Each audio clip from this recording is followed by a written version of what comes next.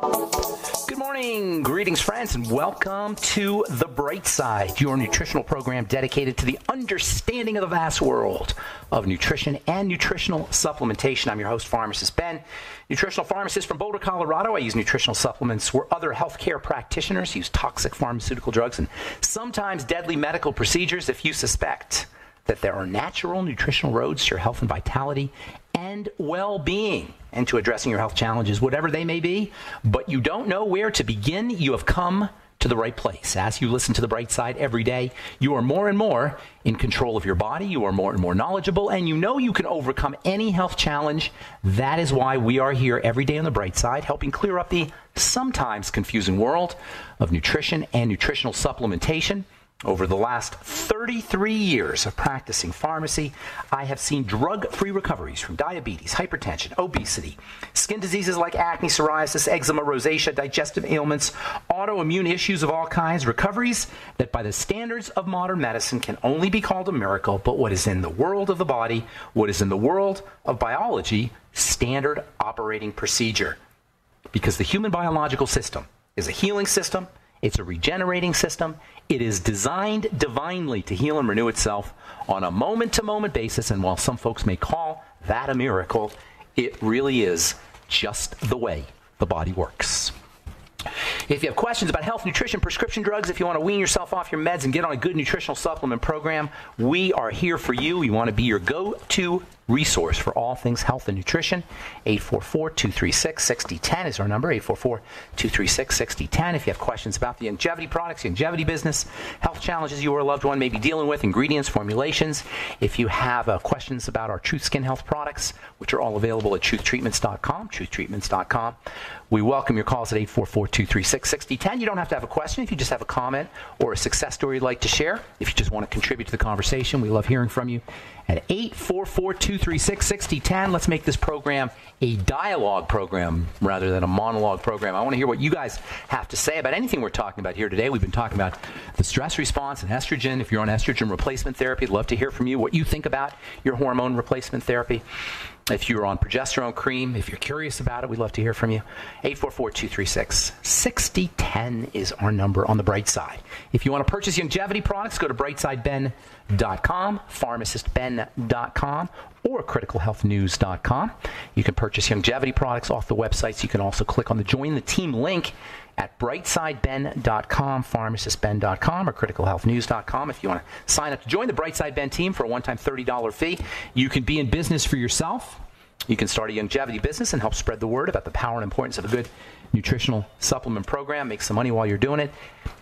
Click on the Join the Team link at brightsideben.com, pharmacistben.com, or criticalhealthnews.com. You can also call 866-735-2470 if you want to speak to a real person, 866-735-2470.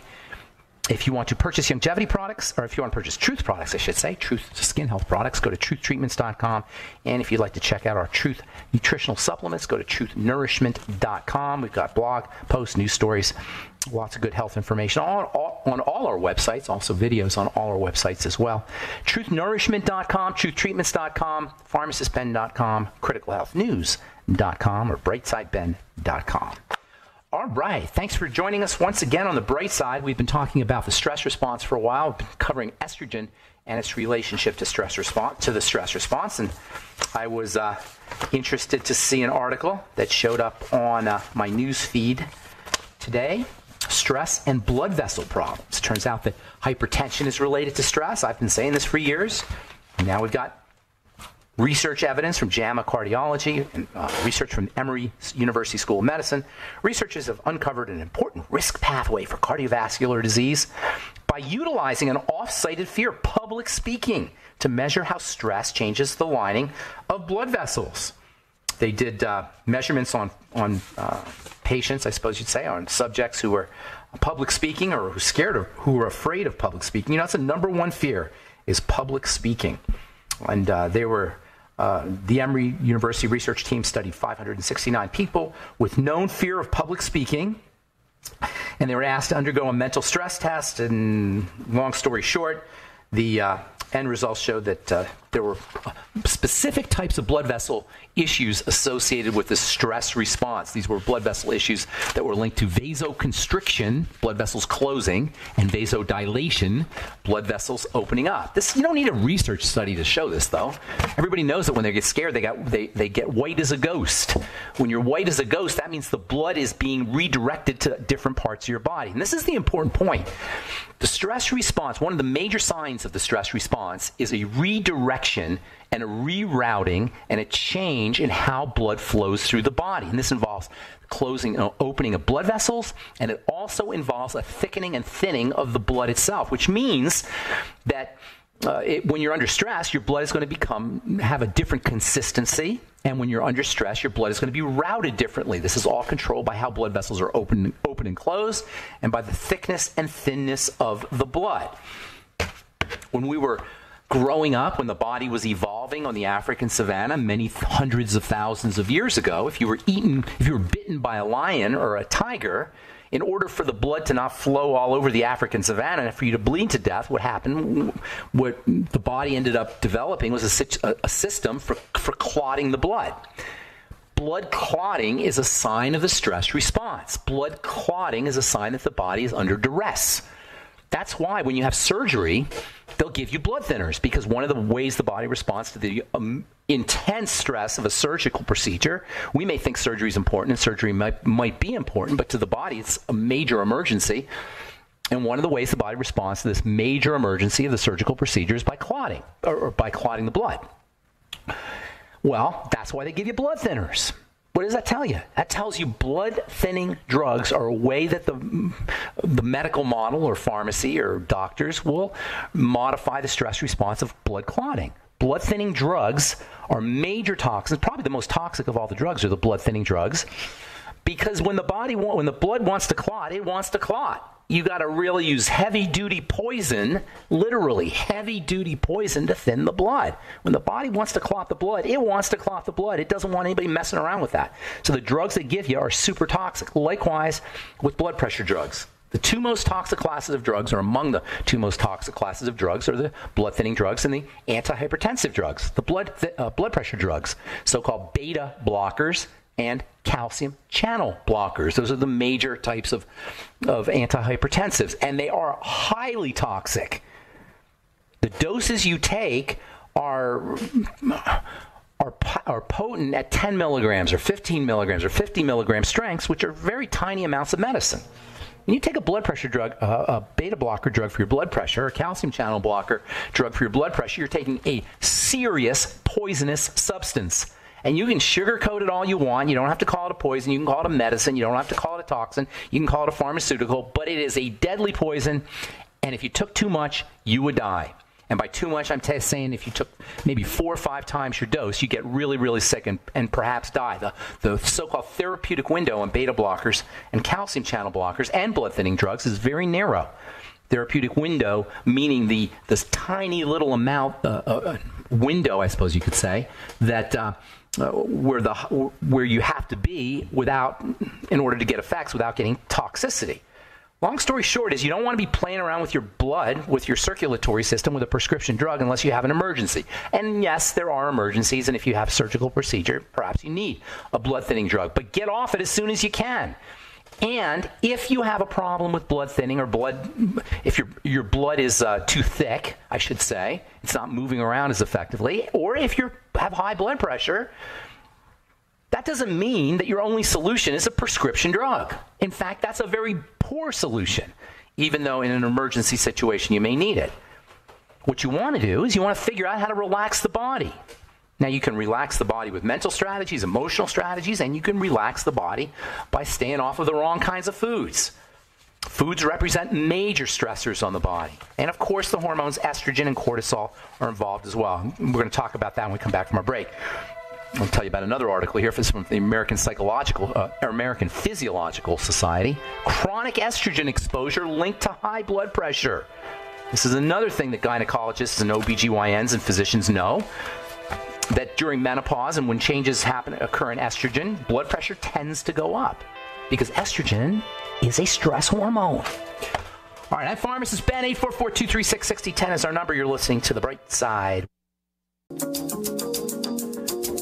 All right, we're back on the bright side. I am Pharmacist Ben. Thanks for joining us. 844-236-6010 is our number. Got lines open for you, and we'll get your calls in our next segment, 844-236-6010. If you want to purchase longevity products, call 866-735-2470 or go to brightsideben.com, pharmacistben.com, or criticalhealthnews.com. And if you would like to purchase our Truth Skin Health products or take a look at our Truth Skin Health products, all developed in my compounding pharmacy, all developed on a prescription basis for wound healing, you can check out all our Truth Treatment products at truthtreatments.com, truthtreatments.com.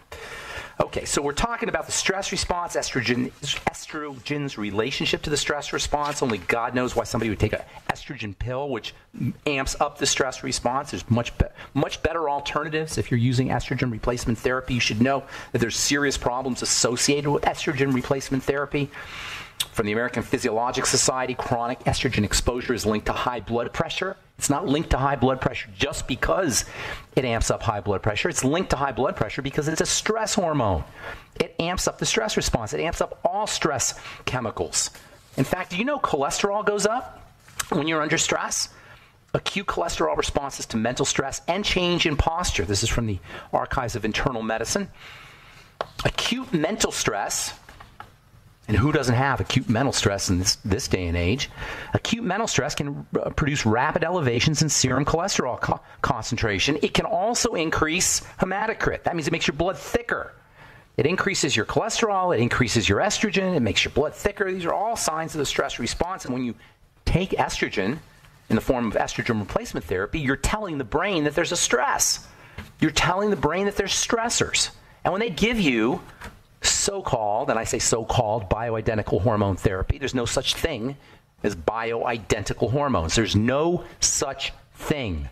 It's a made-up term by advertisers and marketers. There's no medical definition of bioidentical because you can't be bioidentical. Hormones are constantly fluctuating. Hormones are how the body uses, or what the body uses for telling cells what's going on in the environment. That's what a hormone is. A hormone is a way for the brain to communicate what's happening in the environment to cells. It's a messaging system. When you take estrogen, the message is being sent that there is some kind of stressor. There's some kind of duress going on, and so all of stress chemistry goes up. That's why when you take estrogen, your blood pressure will go up. Estrogen and hypertension from the journal Current Hypertension Research. Estrogen, transdermal delivery of estrogen appears to have a blood pressure effect in postmenopausal women. More than 100 million Americans have high blood pressure, according to the American Heart Association. That's 1 out of 2 of us. Do you think that the stress response is playing a role? Here's another way you can tell if the stress response is active in your body. If you have oily skin, if you have big pores, if you have thinning skin. Oily skin, by the way, I get a lot of letters about people who have oily skin that want to get rid of their skin shine or skin oil. If you have oily skin, rest assured you're dealing with some kind of manifestation of the stress response. Dehydration is not the same as dry skin, by the way. Dehydration is not the same as oily skin, I should say. Or dehydration is not the same as dry skin. Dehydration is a water issue. Oily skin is an oil issue. Those are two distinct, completely different biochemical phenomena. Dehydration is dry skin. And actually, sometimes when dehydration is significant enough, it can trigger skin oil. So if you're dehydrated and you have a dry problem, you can also have an oily problem. That's called combination skin, and you can have both. And nobody really knows how to treat that because all of our remedies for treating oily skin tend to dehydrate the skin. Oiliness should not be treated by drying. Although most oily skin preparations contain alcohol or some kind of drying agent. Oily skin is a sign of revved up biochemistry. It's also a sign of elevated male hormones or out of balance female hormones. Insulin is involved in oily skin issues. Best way to deal with oily skin is to slow the body down, to calm down, to eat less sugar, to eat less calories in general, and make sure you're nutriating, especially with anti-cortisol nutrients. You can actually take nutrients to calm the body down. Now, I think, personally, the best way to calm the body down is to use mental health strategies. Meditation is a great way to calm the body down. Meditation is a health tool. It's not, I know when we hear the word meditation, a lot of us immediately think of spirituality, and for good reason, because calming the body down has a spiritual aspect. We tend to be more spiritual when we're calm. By spiritual, I mean connecting to God, if you want to use the term, or higher power, whatever term you want to use. But meditation needs to be regarded first and foremost, in my opinion, as a healthcare professional, as a health strategy. Meditation simply means one-pointed focus. Focusing on the breath, focusing on some religious icon, focusing on life, focusing on God, focusing on the body. You can meditate by focusing on your finger or focusing on your big toe. That's a meditation. Why is that a meditation? Because the body calms down under conditions of one-pointed attention, one-pointed focus. When we focus correctly, we calm down. Athletes experience this calming down effect associated with one-pointed focus as something called flow, F-L-O-W, flow. Flow is a psychological concept that refers to a phenomena where everything goes silent and you're just present. And specifically, you're present to one thing. If you ever see movies about athletes, fictional movies about athletes, sometimes you'll see when they get into a certain space, a baseball player will be focusing on the pitcher, or a basketball player will be focusing on dribbling the ball. All of a sudden, everything goes silent. The crowds, they can't, you hear the crowd noise stops. That's an experience of flow. In the experience of flow, everything in the external world goes silent when you're really getting into flow. And flow is a psychological phenomenon that has been reported and measured in research papers. It's not airy-fairy. It's not some kind of silly idea. It's the real deal. And the guy who came up with it was a professor who came up with the concept, is a professor whose name is almost impossible to pronounce and spell, from the University of Chicago. Mihaly Csikszentmihalyi is how you say it, and I don't even know how to spell it, but that's how you say it. And he came up with this idea that when we're in peak experience, and by the way, psychologists study peak experience. That is, these incredible experiences that can only be analogized with getting high, but not getting high in a drug-like way, getting high in a spiritual kind of way. It's called flow, F-L-O-W. And under conditions of, if you want to initiate conditions of flow, one of the best ways to do it is one-pointed focus. That's what meditation is supposed to get you into. Why does this involve health? Because it activates the parasympathetic nervous system. It slows down brain waves, and it's amazingly helpful for heart disease and for heart health. We should be teaching meditation. The doctor should be teaching meditation. Cardiologists should be teaching meditation, or at least recommending meditation, writing prescriptions for meditation way before we write prescriptions for antihypertensive beta blockers and calcium channel blockers, unless, of course, there's an emergency state. Try it. Get a meditation, get a blood pressure cuff, and practice meditation and watch what it does to your blood pressure. So insulin is involved, cortisol is involved in the stress response. Both are involved in elevated, high blood pressure, cardiovascular disease, and as far as the skin goes, both insulin and cortisol, two major revving up hormone systems, are involved in oily skin issues. If you have oily skin, focus on using anti-cortisol and lowering your blood pressure, lowering your blood sugar strategies as much as you're using alcohol or topical skincare remedies. Anti-cortisol nutrients can help also. I love pregnenolone, Pregnenolone. Great relaxing nutritional supplement.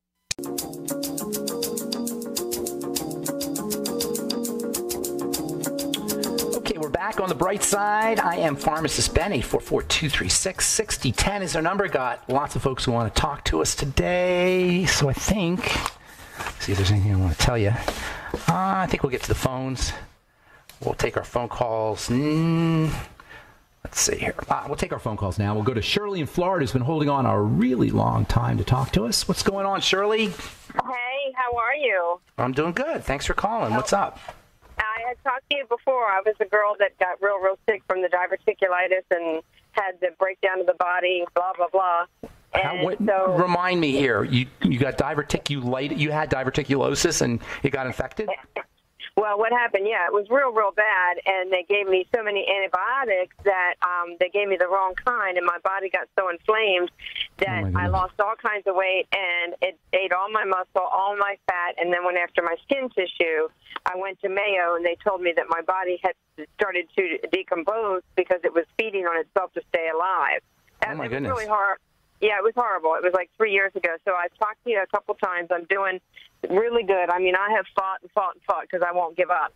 But, I'm back doing P90X, and I'm doing things, and I've gained some weight. But can I ask you how old you are, Shirley? How old are you? Excuse me, I'm sorry, what'd you say? I'd say, approximately how old are you?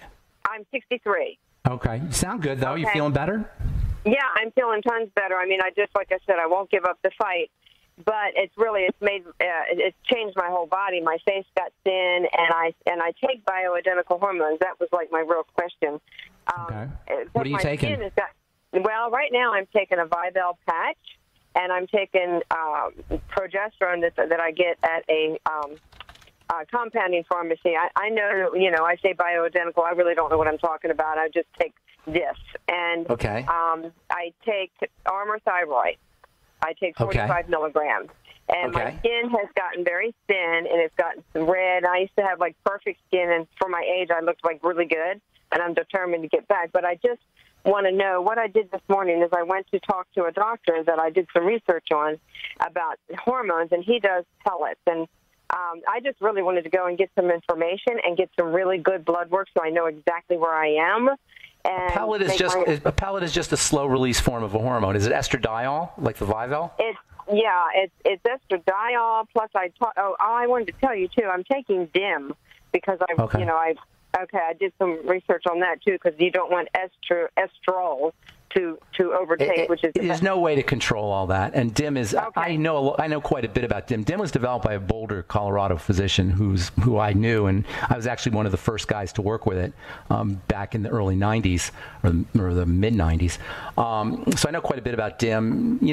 It's much ado about nothing. Same with I3C. Oh, is it? Okay. Yeah, there's another one called I3C, which is more broad, has broader effects than DIM. DIM is a little bit more specific. But if you're producing a lot of if you're taking DIM in order to control estrogen, because you're producing lots of estrogen, I imagine, or excess estrogen, why would you take DIM and Vivel? Well, you know what? I decided to take the DIM because I exercise and I eat right, and my boobs started to get bigger, and I started getting fat underneath my arms, and I thought that isn't right because I haven't changed anything in my diet or my exercise. So that's estrogen. Do you know essential fatty acids, EFAs, act like estrogen? Cod liver. Oh, okay. No, that's not an EFA. Cod liver oil is not an EFA. Everybody out there should know this. Fish oil is not an EFA. Fish oil is an omega-3, but it's not an EFA. That's a very confusing distinction. The E in EFA stands for essential. So essential fatty acids are omega-6, are types of omega-6s and types of omega-3. Omega-6 and omega-3 is a generic term that refers to the chemical structure of the molecule. It has nothing to do with EFA. They're used synonymously, but they're not, and it's kind of confusing. So what you want to do is you want to make sure you're taking EFAs, and you could probably take the fish oil. The cod liver oil is not necessarily a bad idea, but you're still missing the essential part of the omega-3, which is found in seeds. Flax seeds, chia seeds, hemp seeds, and by seeds I mean seed oils. So a little bit of fish, a little bit of flax oil or chia seed oil or hemp seed oil. I'm not sure if there's chia seed oil, but chia seeds and hemp seed oil in addition to your cod liver oil is probably a good idea. Also, don't forget about omega-6s. So get on the ultimate EFAs in addition to your fish oil, and then you're very smart to be on the progesterone. You always want to be taking progesterone with your estrogen. Now, with the Vivel, and I imagine with the pellets also, you're probably getting just the estradiol. There are many estrogens. Go ahead. There are many estrogens in the body. There's three major ones. There's lots of estrogens in the body, but there's three major ones. They call them E1, E2, and E3, or you may know them as estrone, estradiol, and estriol. And if you really want to be bioidentical, you would do triest. which is all three of the main ones. But even then, it's not really bioidentical. So I don't like the word bioidentical. It's misleading. Right. Even if you're just getting estradiol, which is the it's bioidentical in the sense that it's the same molecule. It's still not bioidentical in essence because you're just getting one of many different estrogens. So go by how you feel. Just know that estrogens with and without progesterone can be associated to myocardial infarctions and strokes and breast cancer and pulmonary embolism. In fact, might want to do a little research on the Women's Health Initiative study, the WHI study, and they found all kinds of problems associated with estrogen.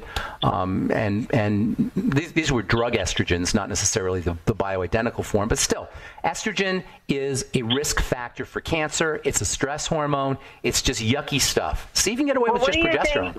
What do you think then about women that have had hysterectomies and go through things? Is hormone replacement a good idea? Bad idea? It's a tough call because, when you have a hysterectomy, now you've taken out a major part of your body. So, right. If you have a hysterectomy, you're not going to be you're losing a major source of your estrogen. You're still making estrogen. You make estrogen in your adrenal glands. You make estrogen in body fat and fat cells make estrogen. So you're still making estrogen, but you've lost a major source of it. So, it's a tough call. If you feel better when you're taking the estrogen, then probably take it. Personally, if I was a woman, I would try to get away without estrogen, without taking drug estrogen, bioidentical or not, and try to get away with just progesterone and essential fatty acids, and then also a general nutritional supplement program and good health. And by general nutritional supplement program, I mean featuring fatty vitamins, like vitamin E especially, and vitamin A, also probably vitamin D and vitamin K, and then minerals. Zinc is very important for the female hormone system, for all hormones really. And then selenium plays a very important role. And then the minerals boron and magnesium also are very important for the female reproductive system, for female reproductive hormones, that is. Go ahead, I'm sorry. I was just going to say, I take all of that because I listen to you. But Good. Let me ask you one more thing. Two things. As far as my skin on my face that has gotten so thin, is there any way to get that back up? Because I work on it. And also, what do you think about testosterone? Because I worry about that with DHT and losing the hair. Same deal. I mean, you're playing with fire when you start taking hormones. I personally would go the nutritional route. Testosterone can actually cause hair loss, so you got to be careful. And that's the problem. Sometimes when you take a certain amount of hormones, you get beneficial effects, but you take extra and you don't have you have negative effects. Or sometimes you take the wrong form of the hormone, or sometimes you don't take the hormones in balance. It's just such a confusing mess. It's hard to know what to do, and that's why nobody really understands how to dose. Even doctors don't understand how to dose hormones, and they'll have to adjust things back and forth. Okay, we're back on the bright side. 844-236-6010 is our number, and it's time to go to Alaska and talk to Elaine. What's going on, Elaine? Good morning. Hey, good morning. We're actually getting ready to go to Denali today. Denali National Park? Yeah.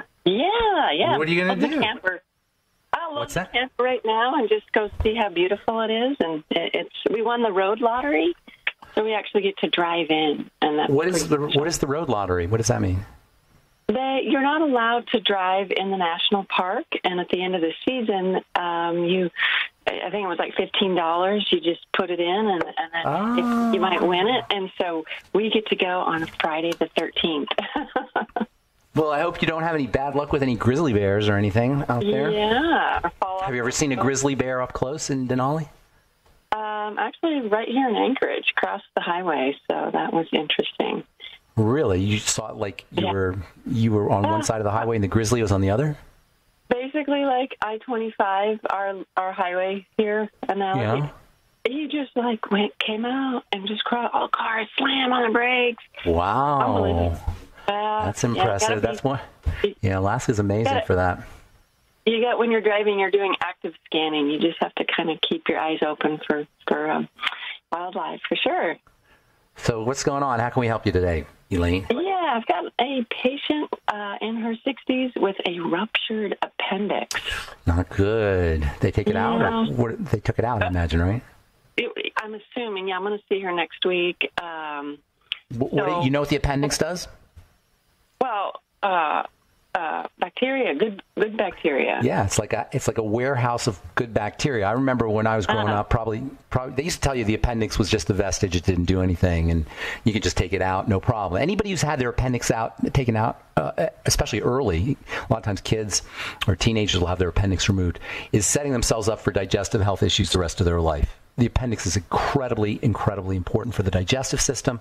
It's this little tiny tail that hangs off of the colon, hangs off the intestine, and doesn't really look like much, but it is a warehouse of bacteria, of good bacteria, and it's very, very, very important. Without an appendix, you got to really we all have to take care of our digestive system and our digestive health, but without an appendix, it becomes uber important, extra important to take care of digestive health, all the things we talk about on the program.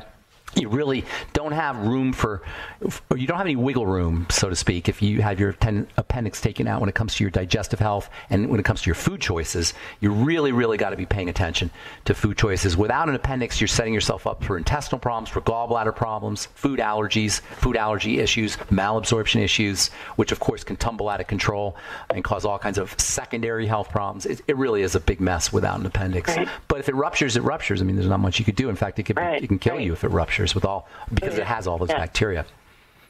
So the probiotics in the tangy tangerine, in your opinion, is that enough? No, nothing in the Beyond Tangy Tangerine is really enough.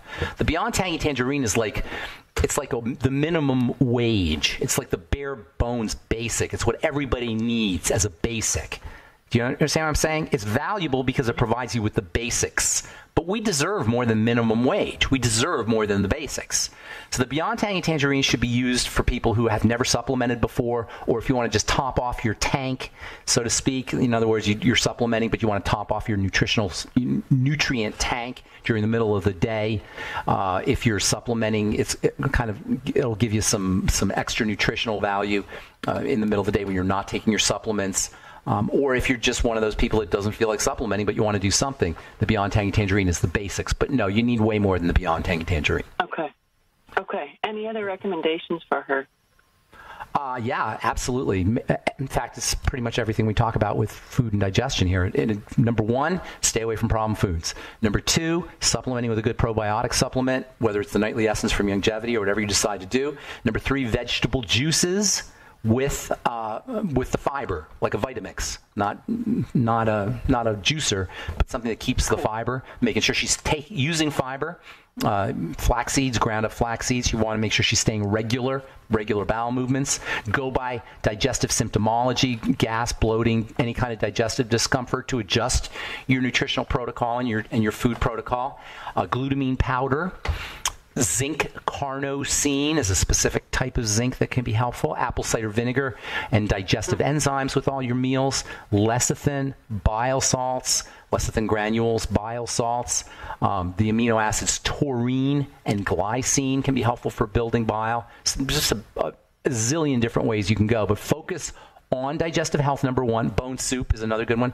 Focus on digestive health, and then also making sure that you're using liquid nutrients. When you have a compromised digestive system, malabsorption is likely to follow, and that's why liquid nutrition, like the Beyond Tangy Tangerine, like vegetable juices, and also like chicken soup, bone broth, or when I say bone broth, I'm using that synonymously with chicken soup. That can also be helpful. High hyaluronic acid and other connective tissue building supplements can also help build and strengthen the intestinal lining. There's tons of things you could do. In fact, if you want to do just one thing for your health, whether you've had your appendix taken out or ruptured or it's healthy, if you want to do just one thing for your health, focus on the digestive system. I'm not saying that because I'm a food guy or I'm a foodie, but I'm saying that because I'm a biochemist, and this is the core of everything. Number one, it's where toxicity gets into the system. Number two, it's where nutrients get into or don't get into the system if you're dealing with malabsorption issues. And number three, and maybe even most importantly, you have a brain in your digestive system, and a lot of mental health problems can be associated with digestive health problems as well. So focus on the digestive system for lots of reasons if you got to do only one thing. And it should be the first thing you focus on if you're doing lots of things for your health. Focusing on the digestive system should be the first thing you do. All right? And V8 is not... No, V8 doesn't count. Okay. V8 definitely doesn't count. Okie dokie. All right, you're amazing. Thank you. Thank you. Thank you. Take care. Good to talk to you, and have a fun time in Denali National Park. I'm jealous. All right, you take it's care. Beautiful up there. Bye. All right. All right, Shauna, what's going on? You get the last word today on the bright side. What's up? Hey, my mom has macular degeneration in that eye, whatever, however you say it. And she's on a trial, a new thing where they give a shot in the eye every 6 weeks for 6 weeks. Really? I hadn't heard that. What do they give you? I don't know. I just saw her 2 weeks ago, and she just went Wednesday, and I don't know what it's called. But what can she do naturally? Oh, yeah. Well, what's the most important part of the term macular degeneration? Degenerating. It's falling away. You got it. Macular degeneration is arthritis of the eye. It's heart disease of the eye. It's any kind of degeneration you want to call in the body, but it just happens to be happening in the eye. Follow me? Uh-huh. So they'll give you all kinds of drops, and now I guess they'll give you injections. I can only imagine. They have to anesthetize the eye, but that seems scary. Yeah. To poke the eye. I think it's, what's that? I think it's a growth. I think they give you an anti-inflammatory of some kind. The degeneration is generic. If you're macular, and this is why macular degeneration is associated with aging, and kids don't get macular degeneration. Old people get macular degeneration. And macular degeneration is also associated with diabetes and blood sugar problems. It's a degenerative issue, not a macular issue. Yes, it's occurring in the macula, but the problem is the degeneration. It's a part of the generic degeneration of the body. It shows up in the eye because the eye is subject to a lot of abuse. And when you have nutritional deficiencies, it's going to affect the eyes more than it's going to affect other parts of the body because the eyes are constantly being abused by light. I don't say being abused by light, but being energized by light. So things happen in the eyes a lot of times when the body is generally degenerating. You'll notice it in the eyes. Pigments are a good way to go, first of all. Pigments are good for everything, but they're especially good for the eye. And when I say pigments, I mean colors: reds, blues, greens, yellows, purples. Where do you get them from? Vegetables. Now when you're eating your vegetables, to get the pigments, you gotta use a little bit of oil, butter or coconut oil, because the butter and the coconut oil will pull the pigments out of the veggies.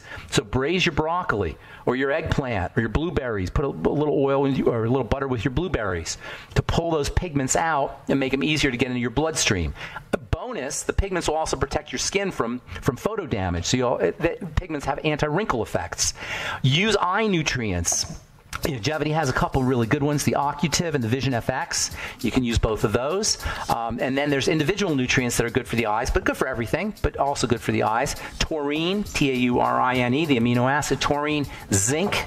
Don't forget about vitamin C. Great for everything. Vitamin E, selenium, MSM sulfur. These are all important for the eyes, but they're important for other things too. But personally, I'd be getting on a really good nutritional supplement program, making sure you're correcting digestive health issues, working on your blood sugar, relaxing the body. I call that the triangle of disease. It's great for everything.